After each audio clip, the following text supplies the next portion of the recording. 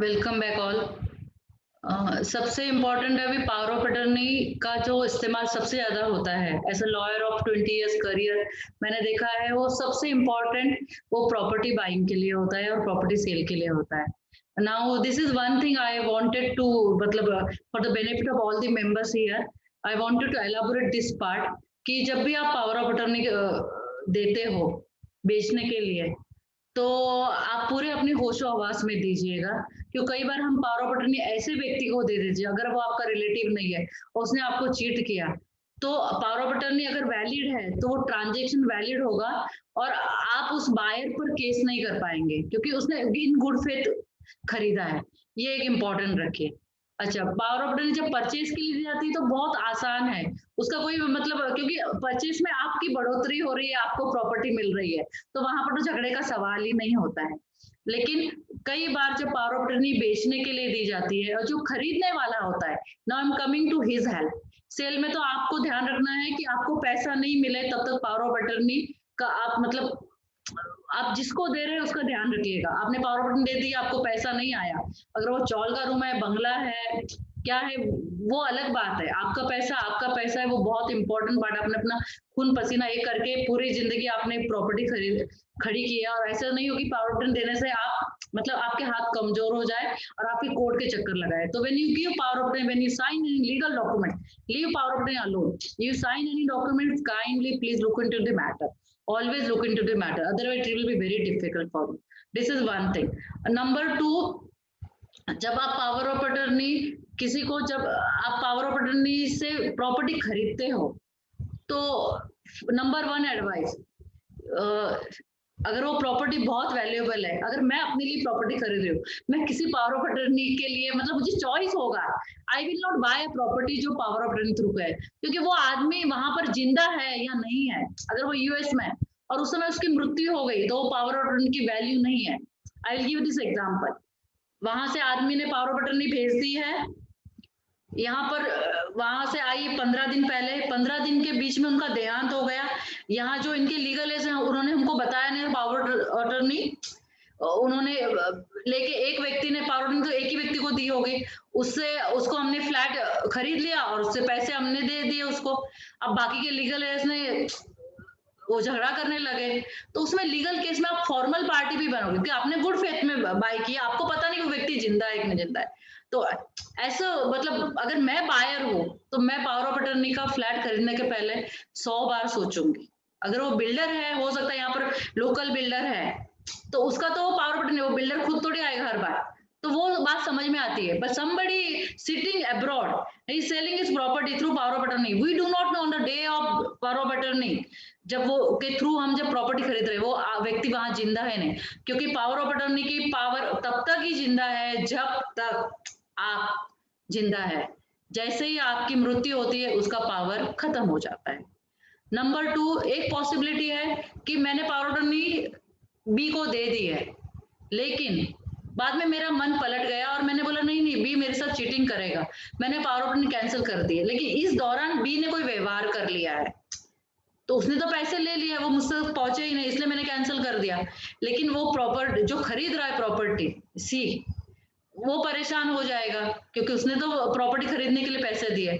तो power of attorney के through जब भी आप प्रॉपर्टी खरीदते हैं, बेचने की बात अलग है, लेकिन जब भी आप खरीदते be careful. Power of attorney के मेरे पास कई केसेस आए जिसमें कि पावर ऑफ अटर्नी दे दी इसलिए हमने मतलब खरीद ली, पता चला वो आदमी तो होना था ही नहीं, पावर ऑफ अटर्नी भी झूठी थी।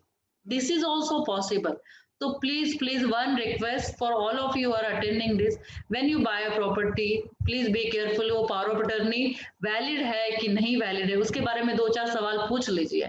हो सकता है उनको बुरा लगे, डील टूट जाए, तो टूटने से भली जब अगर वो बात सच्ची है तो वो बताएंगे, अगर झूठी है तो आपको बातचीत करने से पता चल जाएगा। तो ऑलवेज रिमेंबर कि be careful while buying a property कि पावर ऑफ अटर्नी के थ्रू वो वैलिड है कि नहीं।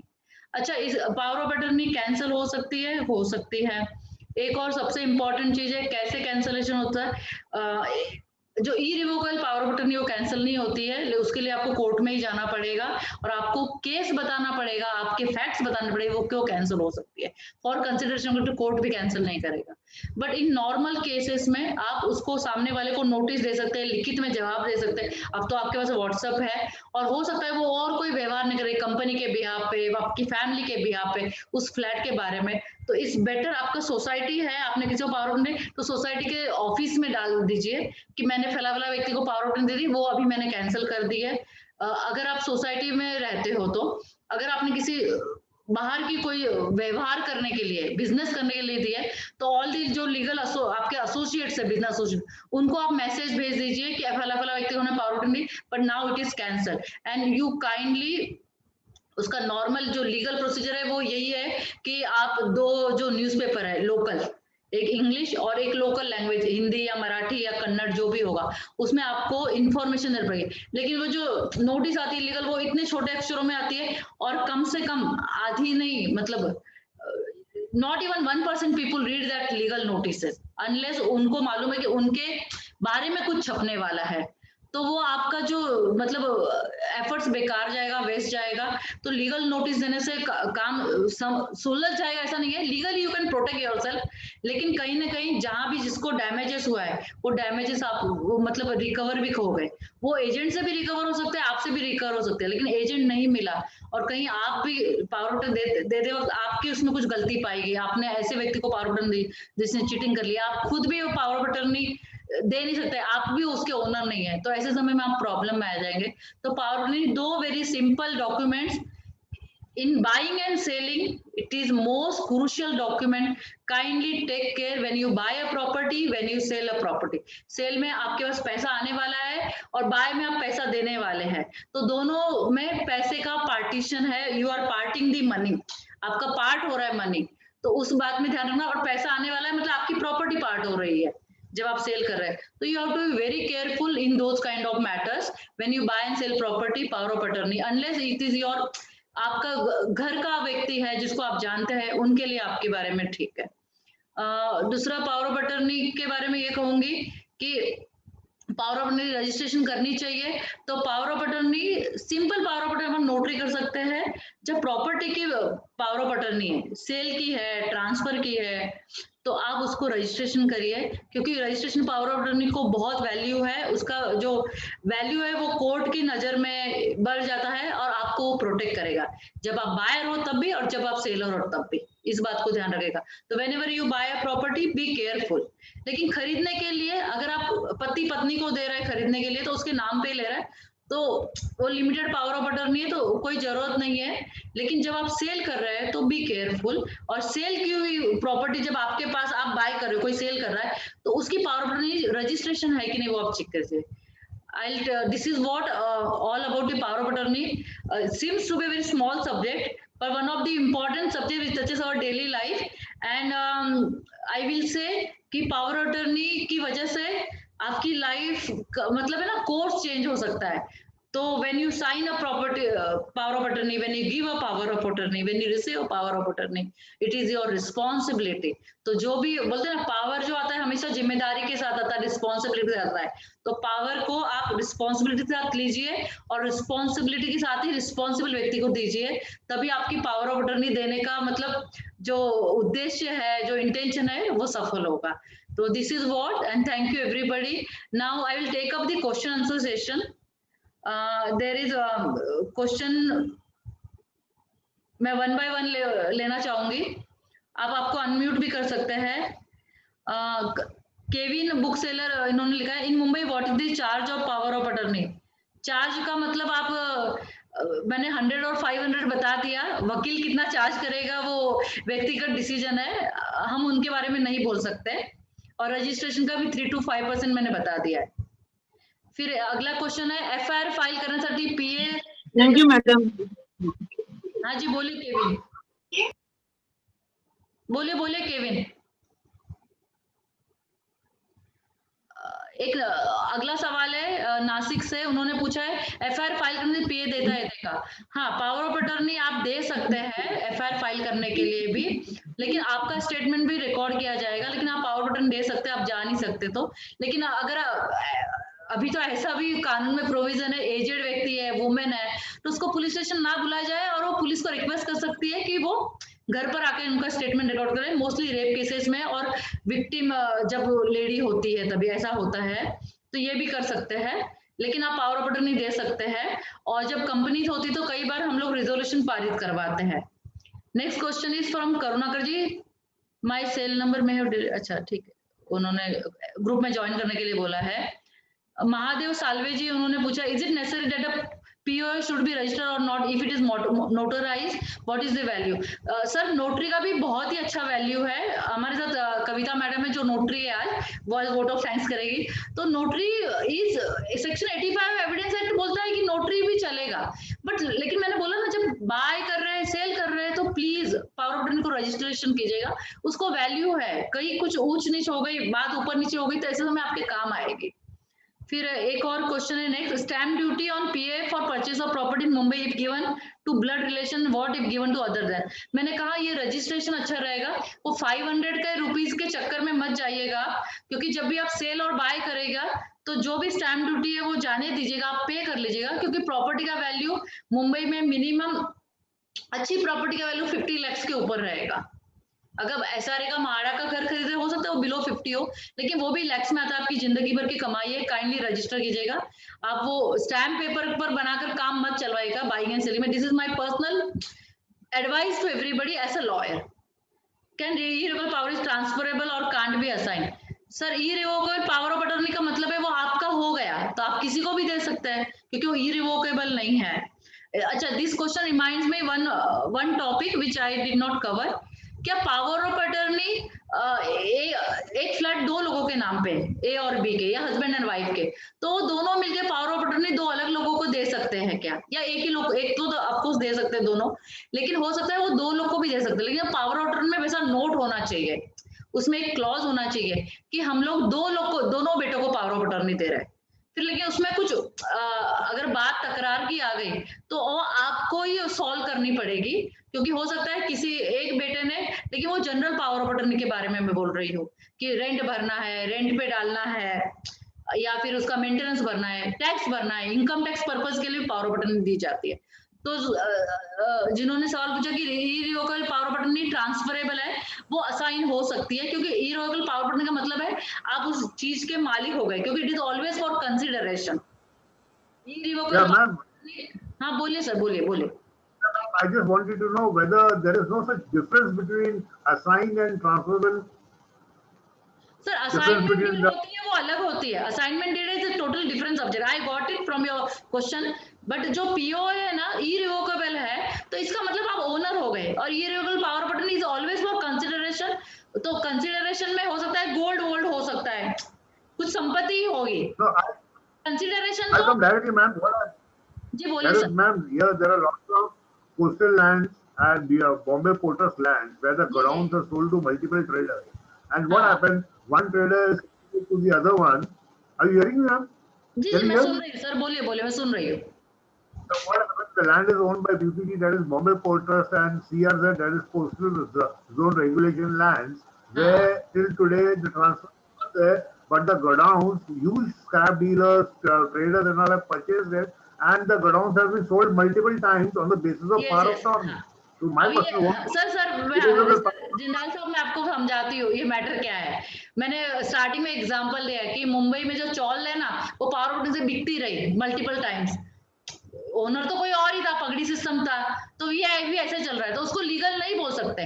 लेकिन जो बना के दे देते irrevocable power of attorney, chawl system legal तो है ही नहीं, क्योंकि वो कभी भी टूट सकता है। हमेशा आपने देखा होगा BMC आके कभी भी तोड़ देती है, 40 साल 50 साल पुराना भी है, तो लीगल नहीं है, लेकिन वो पावर ऑफ अटर्नी के थ्रू मल्टीपल टाइम बेचा जाता है। लेकिन इसमें एक ही फायदा है कि जिसने बेचा है वो कभी वापस नहीं आ सकता।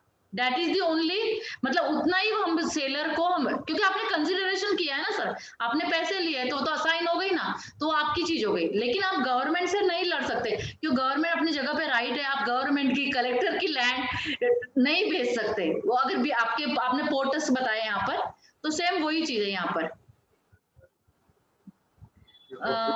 जी got it, thank you so much. Bharti जी का क्वेश्चन है, can a same person make separate power of attorney for property and for other matters? Same person, एक आदमी एक पावर ऑफ अटर्नी आपने किसी को दे दी है और फिर दो व्यक्ति को आप पावर ऑफ अटर्नी नहीं दे सकते। एक ही पावर ऑफ अटर्नी में सेम में आपका क्लॉज है ना। अगर भारतीय ने तो आप अनम्यूट कीजिए, आपका सवाल अनक्लियर है। लेकिन जितना मुझे नॉलेज है, मैंने लगा कि एक जो पावर ऑफ अटर्नी होती है, मेरा एक फ्लैट है तो मैं उसकी पावर ऑफ अटर्नी दो लोगों को कैसे दे सकती हूँ, क्योंकि दोनों लोग ने तो मैडम आई एम आस्किंग कि सपोज एक व्यक्ति है, सपोज मैं हूँ और मेरा एक फ्लैट है और बाकी दूसरी मुझे और कामों के लिए, इन्वेस्टमेंट के लिए या कुछ और कोर्ट में मैटर के लिए या किसी और भी वजह से पावर अटर्नी देनी है, लेकिन मैं दो पावर ऑफ अटर्नी अलग अलग बना सकती हूँ क्या? कि एक प्रॉपर्टी के लिए मैंने अलग से बनाई और दूसरी एक पावर अटर्नी जनरल बनाई। हाँ, क्योंकि आपका काम अलग अलग है ना, काम अलग अलग है, लेकिन दो व्यक्ति को बेचने के लिए आप दो अलग पावर ऑफ अटर्नी नहीं बना सकते। हाँ नहीं, वो नहीं, that was not my question. Very good, ना बना सकते। Is there time limit for validity of PA? Karunakaran ji का सवाल है। Karunakaran ji, power of attorney तब तक ही वैलिड है जब तक मैं कैंसिल नहीं करती हूँ या फिर मेरा देने वाले की मृत्यु नहीं हो जाती है। द मोमेंट आई डाई और somebody तो उसकी वैलिडिटी खत्म हो जाती है। तो वो वैलिड तब तक ही जब तक मैं उसको कैंसिल नहीं करती हूँ या फिर पावर देने वाले की मृत्यु नहीं होती। संजीव जी का है, can a power of attorney holder brother in law of the owner sell the flat? क्यों नहीं, बिल्कुल रिलेटिव भी कर सकता है, specially when the power of attorney is inclusive of all powers which member otherwise have. Power of attorney has to be registered sir, वो ध्यान रखिएगा। बाइंग सेलिंग के लिए मेरा ये लेक्चर आज का सफल हो जाएगा अगर आप सबने, जब भी आप प्रॉपर्टी बाय सेल करोगे तो रजिस्टर्ड पावर ऑफ अटर्नी का आप डिमांड करोगे। खर्चा होगा आपका भी और सामने वाले व्यक्ति का भी, लेकिन करोड़ों लाखों की प्रॉपर्टी जब आप खरीद रहे हो तो ध्यान रखिएगा कि थोड़ा सा गवर्नमेंट का टैक्स बचाने के लिए हमको नुकसान नहीं करना है अपना पर्सनल। एक और सवाल है, under which state stamp act and schedule do we have to pay stamp duty? ये हर स्टेट का अलग अलग है। महाराष्ट्र का मुझे पता है, मैंने बता दिया 3 to 5% है जो डॉक्यूमेंट्स हम रजिस्ट्रेशन करते हैं, और नॉर्मल का 100 and 500 का है स्टैम्प पेपर। मुझे दूसरे स्टेट्स की इतनी जानकारी नहीं है, आई एम सॉरी, लेकिन आपको शेड्यूल हमेशा मिल जाएगा वो। एक उनका और एक सवाल है, डू वी मैम व्हाट जी बोलिए madam. Hello ma'am, what about the power of attorney given to the developer and the developer enters into agreement for sale with the purchasers? If the power of attorney is terminated, then does it result into termination of the agreement entered into by the developer? It results into termination, लेकिन उसका procedure है कि developer को आपने कौन सी power of attorney दी है। जितना मुझे जानकारी है, developer irrevocable power of attorney लेता है, उसका प्रोसीजर आपको कोर्ट में जाके ही करना पड़ेगा। आप सिर्फ लीगल नोटिस देने से वो, मेरे ख्याल से वो मानेंगे नहीं, क्योंकि उन्होंने आगे ऑलरेडी ट्रांजेक्शन कर लिया होगा। This is relating to builders और वैसा डेवलपर की बात कर रहे हो ना। फिर एक और, हाँ जी, वो power of attorney given to the developer. हाँ बोलिए मैडम, बोलिए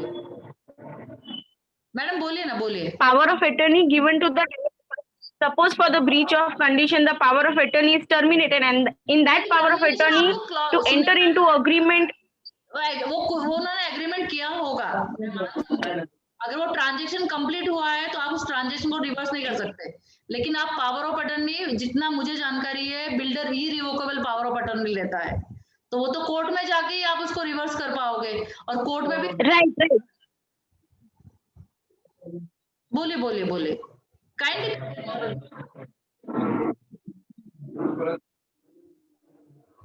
हेलो मैडम, आप मुझे, yes ma'am, my only question was, बोलिए ma'am, my only question was whether the termination of power of attorney results into termination of the agreements that power is given to them. So if suppose even if by going to the court and if the power of attorney is terminated, the irrevocable attorney, I am assuming it is irrevocable power of attorney. Yes, irrevocable power of attorney, maybe it is terminated with the फिर आपके हाथ में है ही नहीं ना, आपको तो court में जाना है, आपके हाथ में ही नहीं है वो मैटर। आप कहाँ से टर्मिनेट, तो कोर्ट डिसाइड करेगा, मैं भी डिसाइड नहीं कर सकती ऑन द फैक्ट्स, वो तो court. Yes, it has been terminated by the court, but suppose the power during the subsistence of this power of attorney. See, I got your question. वो court decide करेगा, court के judgement में respectively जो लिखा होगा कि जो आगे के एग्रीमेंट्स है उनका फेथ क्या होगा, उनका फेथ यानी उसका जो नसीब क्या होगा या उसका जो कॉन्सिक्वेंसेस क्या होगा, it will be depend on the particular judgment, क्योंकि वो कोर्ट ने कैंसिल की है, तो I and me here can't decide that, right? Right ma'am, thank you ma'am. जी आप नहीं तो मुझे कल फोन कर सकती है, मेरा नंबर मैंने दे रखा है। अच्छा, एक और is POA valid to attend in the housing society, and does the person POA have the authority to sign on agreement and sale deed transfer of the now the same question कि जो AGM है वो members को allowed है, associate आप उनको अधिकार दे सकते हैं और उसके लिए POA की जरूरत नहीं, इवन ऑथोरिटी लेटर या एसोसिएट मेंबरशिप का सिंपल फॉर्म भर सकता है, आपको इतनी मेहनत करने की जरूरत नहीं है, पावर ऑफ अटर्नी बनाई है। And transfer leave and licence इनके लिए भी ये सब पावर ऑफ अटर्नी काम आती है। जनरल रेंट पे जब मैं बोल रही तो लीव एंड लाइसेंस भी उसमें इंक्लूड हो गया सर। ओके कौन बोल रहे हैं?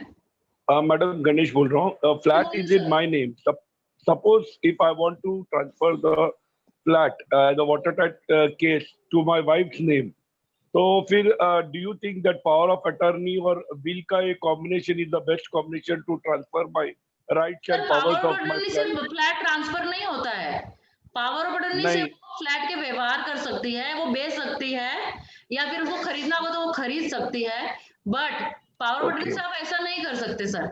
आपको उनको ये तो गिफ्ट देना होगा या विल बनानी होगी आपके मृत्यु के बाद, मतलब मृत्यु के बाद काम आएगी और आपको विल अभी बना लेनी होगी। और एक है, हाँ बोले सर। हाँ मैं सुन रहा हूँ मैडम, बराबर। और एक है क्या? एक काम कीजिए, कोशिश कीजिए कि या तो आप बिल बना लीजिए या फिर आपको विश्वास है कि गिफ्ट डीड दे के आपका काम फ्री हो सकते हैं तो आप गिफ्ट डीड बना लीजिए। एक महादेव जी का सवाल है, 2 persons have given me POA, one of them is dead, then what is the value? वो पावर ऑफ अटर्नी कैंसिल हो जाएगी सर, क्योंकि आधी पावर ऑफ अटर्नी कहीं नहीं चलती है सर। फिर हाँ जी ma'am, one more question please. हाँ बोलिए मैडम बोलिए। एक सवाल है, can I give power, suppose if the power of attorney को नहीं दे सकते आप, माइनर को नहीं दे सकते पावर ऑफ अटर्नी। हेलो, आपने लेक्चर में कहा था कि बहुत नहीं कहा 1955 के पहले में, जस्ट अ मिनट, एक सवाल का जवाब। 1955 के मतलब जब माइनर की शादियां होती थी लड़कियां की, तो माइनर वाइफ माइनर को आप दे सकते हैं, अदरवाइज आप नहीं दे सकते। माइनर जो वाइफ होती थी उसको अलाउड था कि वो पावर ऑफ अटर्नी देने का अलाउड था हस्बैंड को, क्योंकि उस समय शादियां माइनर, लेकिन अब तो नहीं होता है वैसे।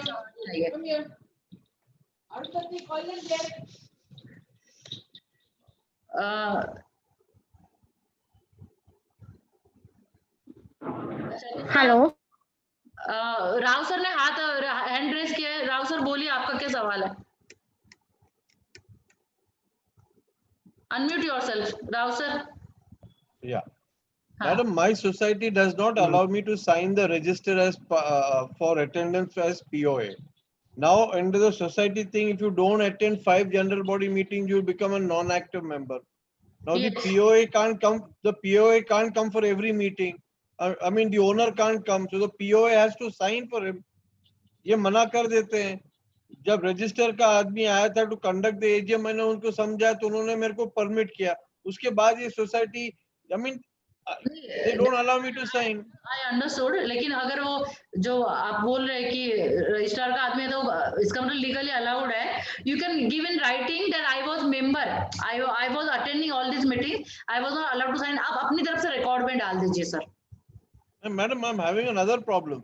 ये मेरा जो चेयरमैन है, he writes to the owner of the power of attorney. अभी ये 15 साल पुराना power of attorney, the address has changed. Now he doesn't tell me, he writes to them, वो लेटर रिटर्न आया तो बोलते हैं सर ये आपका बेनामी प्रॉपर्टी है, जैसे मैंने लास्ट टाइम आपको पूछा। Have you provided them new address in society? No, the thing is I am the power of attorney holder. Sir सुनिए ना, प्रॉब्लम सॉल्व हो सकती है। आप उनको नया एड्रेस प्रोवाइड तो करना ही चाहिए, ओनर का ओरिजिनल आप प्रोवाइड कर दीजिए ना नया address. See, if you ask me, I'll give it. मेरे को देने में नहीं है, but Sir, behind my वो back, उनके- don't do something. नहीं नहीं, I understood, लेकिन आप दे दीजिए। Which, what right does the chairman have to write to the owner? नहीं, लेकिन सर जब भी आप एड्रेसेस चेंज करते हैं तो सोसाइटी को दे देना चाहिए एड्रेसेस, आप प्रोवाइड कर लीजिए, प्रॉब्लम सॉल्व हो जाएगा। इसको आपको परिवार की तरह सोसाइटी में रहना है तो वहां रोज झगड़ा नहीं करना है, क्योंकि कुछ चीजें सॉल्व हो The thing सकती is, है। he just keeps on insisting on all the wrong things. हाँ। That is my problem. You ask me, I'll give you the original, the present address. You write to him. I've got no problems. नहीं नहीं, आप लेकिन address provide कर लीजिए sir. हाँ. वो it Thank will you. Solve the problem से। अच्छा, भारती जी का क्वेश्चन है कि as you said make gift deed, तो गिफ्ट डीड में blood relation need to pay stamp duty. Give देखिए मैडम, हम लोग है ना, हमेशा मैंने देखा है कि स्टैम्प ड्यूटी पे करने पे लोगों को बहुत परेशानी है। अब जब हम प्रॉपर्टी बनाएंगे और उसका गवर्नमेंट रिकॉर्ड रखेगी कि कोई ऐरा गैरा आदमी हमारी प्रॉपर्टी पे कब्जा नहीं करे, तो गवर्नमेंट बेकार में तो रिकॉर्ड नहीं रखेगी अपना रजिस्टर इतने साल का, तो वो कुछ ना कुछ स्टैम्प ड्यूटी मांगेगी हमारी प्रॉपर्टी पे, क्योंकि गवर्नमेंट चलेगी कैसे, एक ये इश्यू है। दूसरा इश्यू है कि जब वो हमारा रिकॉर्ड रख रहे हैं तो हमको स्टैम्प ड्यूटी रजिस्ट्रेशन के चार्जेस तो पे करना है, क्योंकि वहां भी उन्होंने सब रजिस्टर एम्प्लॉय कर रखे हैं अपना हमारे लिए जो है। तो स्टैम्प ड्यूटी मतलब greater perspective I will say they need it for running the government smoothly and also to running the sub registrar office, understand this। तो आपको स्टैम्प ड्यूटी तो पे करनी पड़ेगी, गिफ्ट डीड है, प्रॉपर्टी बनाई है तो टैक्स वगैरह भरना पड़ेगा, और स्टैम्प ड्यूटी भी आप जब भी व्यवहार करोगे, उसका ट्रांजेक्शन करोगे तो भरनी पड़ेगी। I will now hand over to Kavita ma'am for today's vote of thanks and thank you। If you permit me. I have handed over to Kavita ma'am। Kavita, over to you। And good evening, everyone. Our heartiest and thanks to Advocate Anita Bafna. Anita, you really gave you very well explained in detail and in simple words, and I don't think so anyone would have any doubt regarding power of attorney today. You explained it really beautifully, the importance, where it is required, how it is to be made, and every minute details you explained it in simple terms and beautifully. So once again, I'll thank you, and I'll also thank all our guests for today's session. With this, we'll end today's session and hope we will meet again in the next session. Thanks a lot. Thank you so much।